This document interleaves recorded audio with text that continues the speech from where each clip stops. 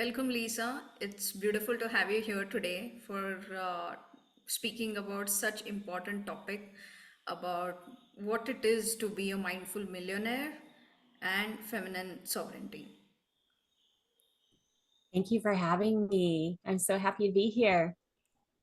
And would like to know more about you, a little about your journey. And along with that, I would like to know, let's go with our first question itself. It's like an introduction plus question. A brief note on your journey from being a financial advisor to a mindful millionaire. What led you to writing the book? So I've worked in the money business for the past 30 years. I got my MBA in the early 90s and have been helping people with money, I feel like all my life.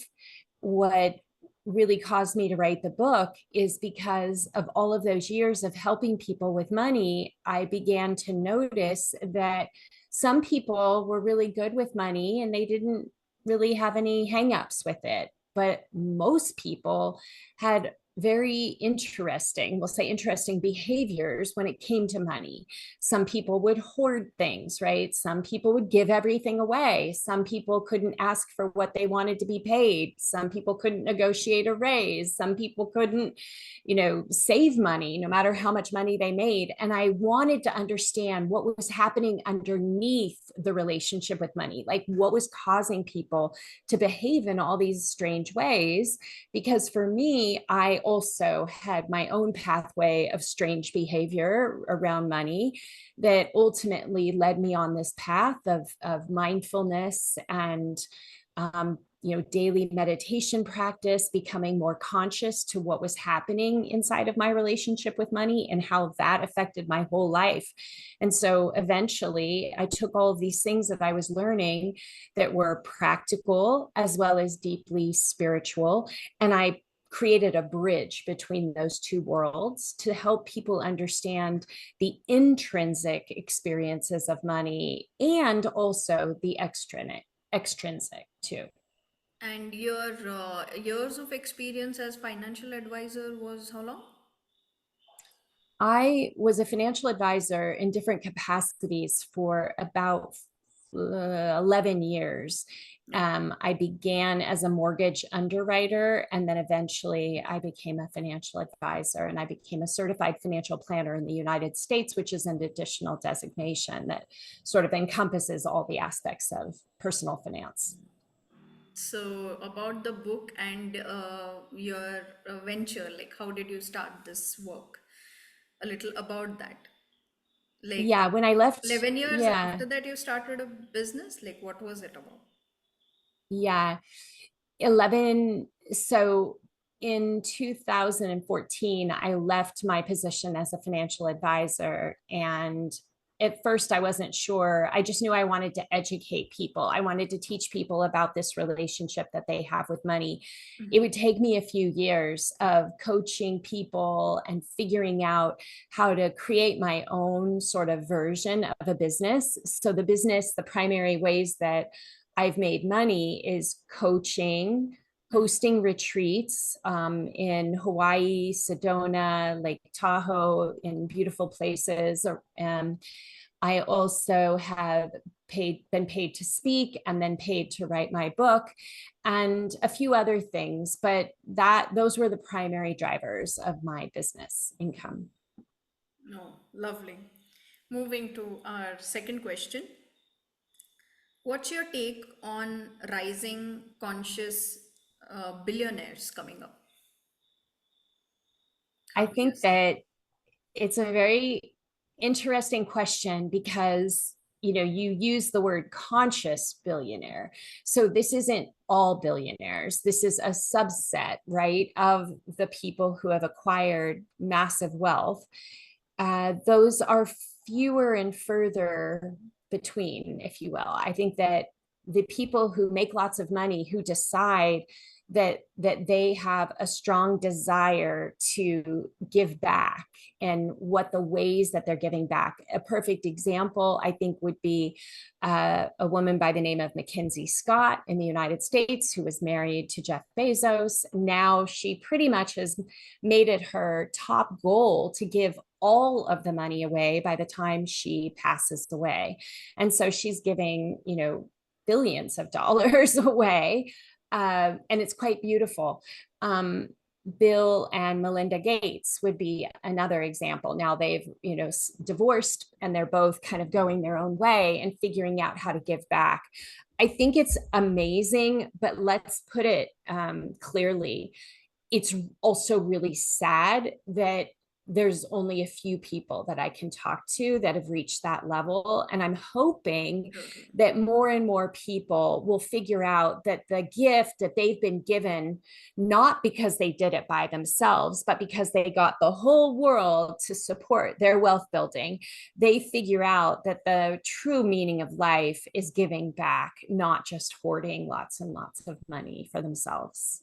Absolutely. We have had too many, it's been more like this patriarchal concept where it's more materialistic based, and that is why we think it's all good with them. But now we need to redefine what it is to be a billionaire. Ethics, values also should come along with it. So, how do you put it there? Yeah.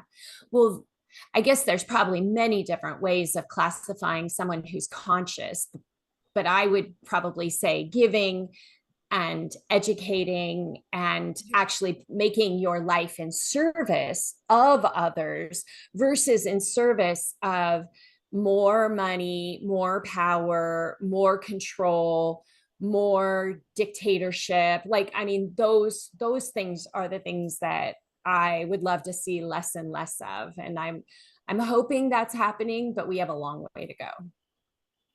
Surely we need to create more conscious billionaire leaders now through your work and mine. Yes. And being one as well. Yeah. All right. Third question: your tips and advice for women all over the world who want to give rise and rise up in feminine sovereignty. So the way that I would look at this question, feminine sovereignty, has a lot to do with something that I think women in leadership positions around the world are still trying to figure out. And that is, how do women lead in our own way, outside of the patriarchy? What does Exactly. that even mean, right? And Much so I'm reading a lot of books about, what would it even look like when you say matriarchal, leadership? Like, what does that look like? Because I think that we have to actually educate ourselves about what does it look like, and have a strong foundation in which to build on. Because sadly, what most women have done in leadership positions around the world is basically operate inside of the patriarchy from a patriarchal leadership standpoint. And I don't think that's what we're supposed to do. exactly, yeah, exactly. I think we have our own uniqueness and creativity, which, especially, I think here I would come in with the womb healing that I've done. Like that helps in maintaining balance and enhancing creativity. That level of creativity is something very different, is what I discovered. So, yeah, Yeah. I Well, realized even I was going and trying to put in that masculine shell or that mask, but then it didn't work for long. I had to get out of that and again work on what it is to be a leader, the feminine way. Yeah. yeah, the feminine way. And I think ultimately, what I would love to see, and I don't know that we'll see it in our lifetime, is equality, right? That the masculine and the feminine are working together with our greatest strengths, not through the greatest weaknesses, which is, I think, what happens when there's an imbalance of the feminine: compassion, love, creativity, exquisiteness, you know, like how you embody artistry in everything that you do, beauty, right? Like abundance. Like these are all feminine principles that are not integrated into the world landscape in the way that we, I think, as women want them to be. And so I feel like we have to learn about it first before we can come in and have a strong, as you've said, feminine sovereignty. Like in order to be there, we have to really procure these understandings of ourselves and our greatest strengths, that as women, like what do we do really, really well that we aren't going to be afraid to share with the world? Because right now, when you put something out there in the world from a feminine perspective, at least from my standpoint, like it gets criticized. Some of the greatest parts of my message I get agree. criticized harshly I because they agree. don't fit the narrative of the patriarchy. Some of my videos were taken down because of something that does not resonate with the standards. So yeah, I think, but something that technology or IE or AI would say would work out. It's weird. Like I deliberately, on that note, I deliberately tend to find people who have this, who don't have too much of editing or too much of this, but the genuine conveying of message that happens, that is so important. So that rawness of Yeah. the feminine, yeah, we need that. And you mean to Uh, say, one more point is that, did you mean to say we need to study more about what it is to be a feminine and research on that and then go ahead? Is that what it is? Yeah, I think so. I'm reading a great book right now that is called The Chalice and the Blade, and it traces the history of the feminine leadership and like where did it go? Why did it leave? Why were men able to come in and act like women were property? It hasn't always been that way. Like the idea that the chalice represents beauty and, let's say, abundance and this feminine leadership. The blade is right, taking metals. When Sharp human beings element. figured out how to blacksmith, right, and create knives and weapons, that seems to be the big change of when feminine leadership would take a back burner and the violent culture of barbarism and control would start to dominate over the past like Exactly. 3,000 years, 4,000 years. Like it hasn't always been that way. Women were Yeah. just as often in the past fighters, and not fighters, they were the hunters as men. Warriors, literally. Yeah, so we have They to have learn been. about these things, that our history has been um patriarchied. I don't know the word, I'm making it up. Like, Masculinized, and it is yes. his story. Yeah. Now we need to find the her story. So Yes. yeah, Yes. that's been that. We'll do that. Yeah, I have one other thing that, if do I have a minute to kind of Yeah, go yeah. off on a little bit of a rant?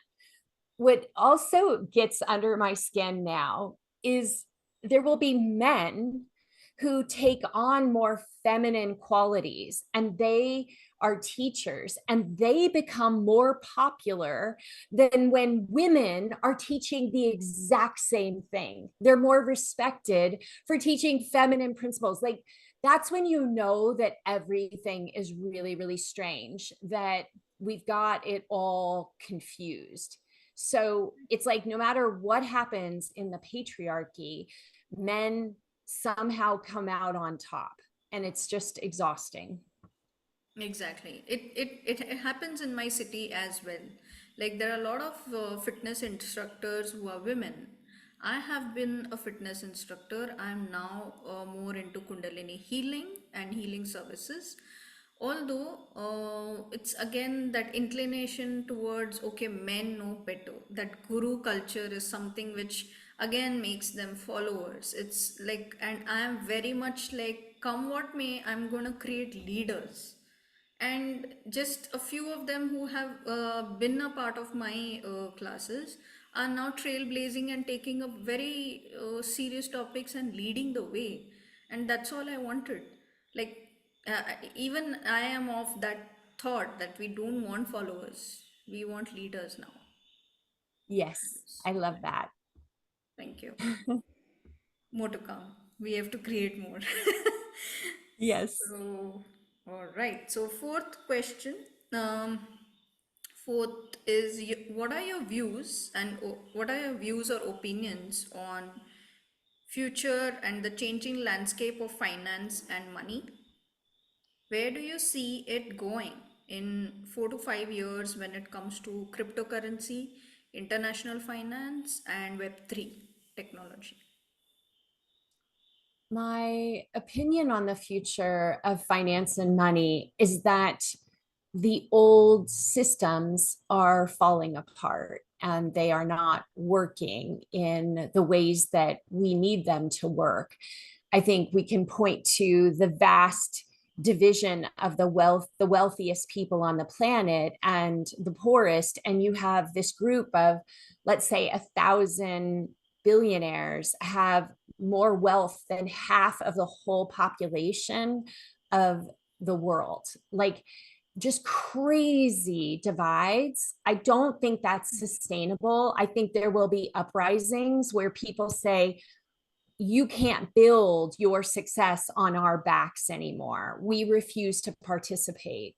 I don't know again if we'll see that in our lifetime, but I know it's coming because it's happened over and over again in the history of the planet. People can only take so much injustice and abuse of people and oppression of people before it breaks.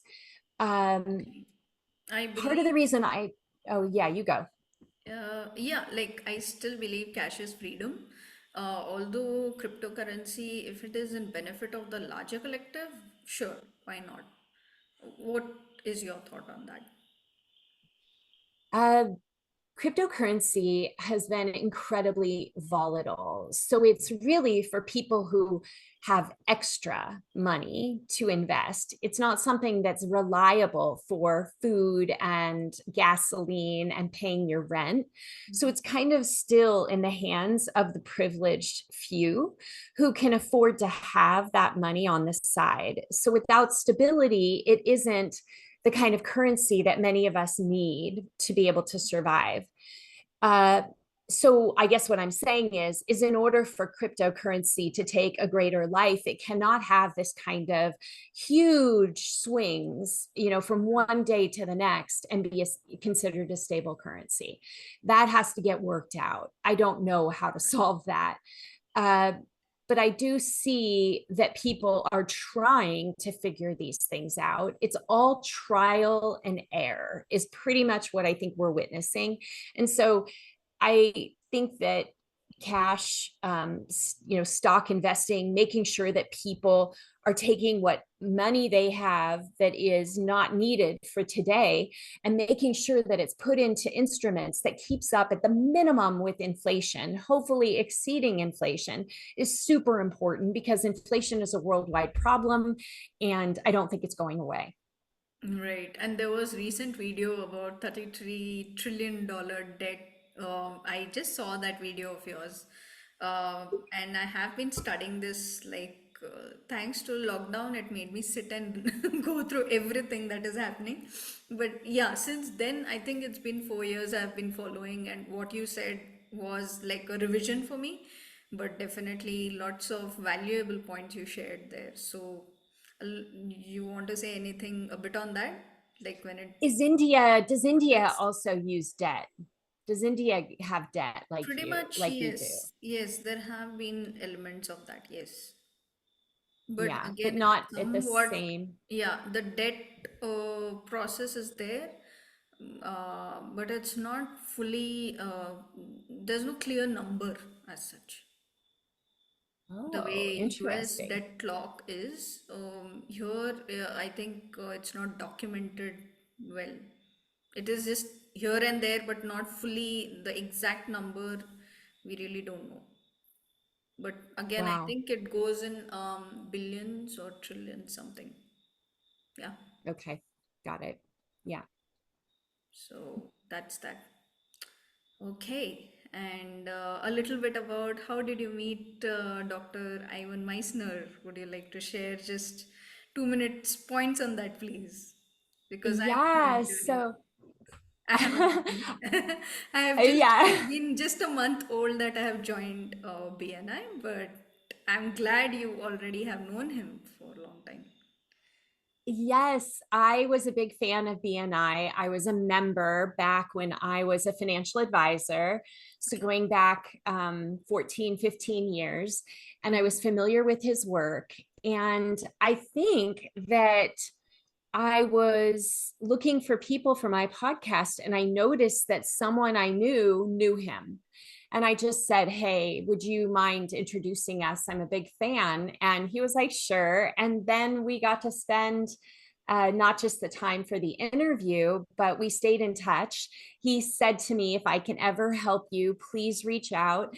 I mean, what a kind, giving person, right? Givers gain, the whole Correct. system. And so when my book was coming out, I said, "Can I send you a copy of the book? And would you consider, if you like it, would you review it for me and give me a quote?" And he said, "I'd be happy to." And we worked on that, and he delivered on his promise. He's so kind, such a lovely person. Wow, thank you. Thank you so much, Lisa, and thank you for your time. Thank you for recommending other women out there. That is really, really a beautiful trait, the behavioral quality that you have. Immediately, you help me connect to, I think, almost 3 to 4 women more. So I'm happy about it. More to come. And seeing off for now. Thank you so much. Yep. See you soon. Thank you.